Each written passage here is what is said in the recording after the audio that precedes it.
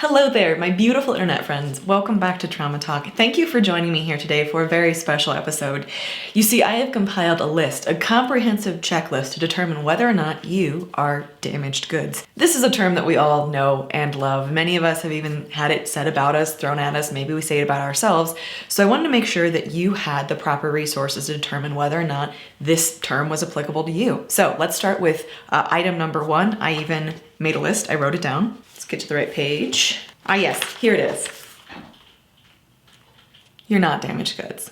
So the intro to this video is obviously very sarcastic, but I hesitated to make it because I realized that there were some points in my life where I probably would have gone through a checklist to determine whether or not I was actually damaged goods, and I might have listened to it because that was a term that was thrown around so much around me, especially growing up in the evangelical Christian church with purity culture and virginity and any kind of sexual sin being seen as this thing that like ruins you. And it's not just in the Christian church, it's throughout our culture. I really did feel that way about myself. I really felt like damaged goods. People around me in high school were referred to as damaged goods by otherwise loving people. And this term I have come to really hate. I mean, I really have active animosity for not a lot of things in my life, and the term damaged goods is on the list of top 10. If you think about the actual reference, damaged goods, like a good, like something you would buy at a store, the whole point of saying that someone is damaged goods is saying that they are not worth as much as someone else, that they come at a discount, that they're on the cheap, that someone could pick them up for basically nothing because they're not worth as much as someone else. Maybe someone could get a deal on them. The phrase conjures up this image in my mind. Imagine that you are a cracker box, right? And you got kicked off the shelf at one point and someone stepped on you because they're an asshole. That was not your fault. And then you got put back on the shelf and now people are walking past and they're not gonna pick you, or if they do, they're gonna, try to get a good deal on you because you're not equal to the other cracker boxes on the shelf, so you're gonna get passed over. This is so wrong, and I try not to ever get particularly vehement in any of my videos because I don't know, I don't usually respond super well to that on most topics, but this is one that really makes me angry.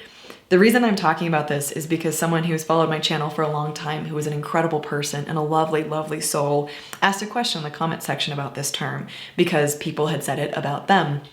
And it made me so upset that anyone would ever say that about this person and about any person. The idea that anyone's walking around with a label that says not worth as much as someone else because of something that happened to them, or frankly, for any reason, really breaks my heart. It is so wrong. I don't know about you, but I've mostly heard this label thrown around in terms of sex and sexuality.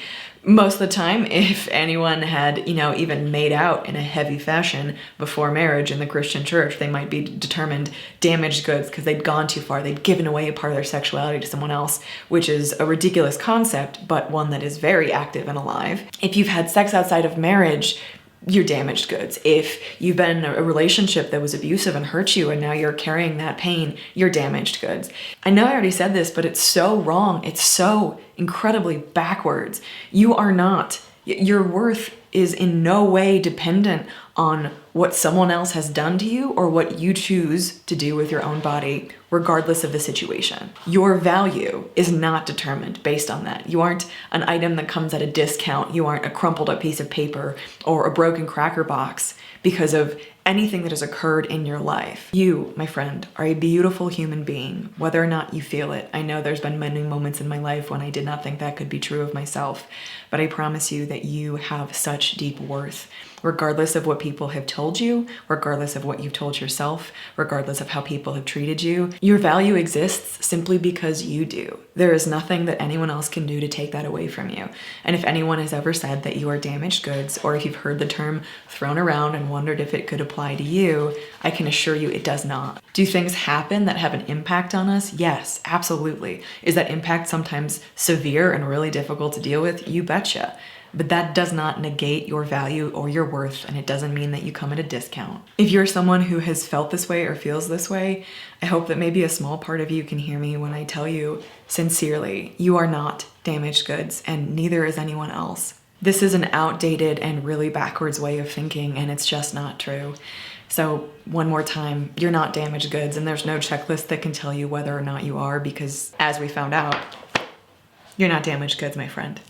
Thanks for listening. I really appreciate it. I really appreciate you spending a few minutes out of your day here with me. You could be anywhere in the world doing anything, and you chose to sit with me for a little while. And I really appreciate that. Thank you. I love you guys. I'm thinking of you, and I will see you in the next video. Bye, guys.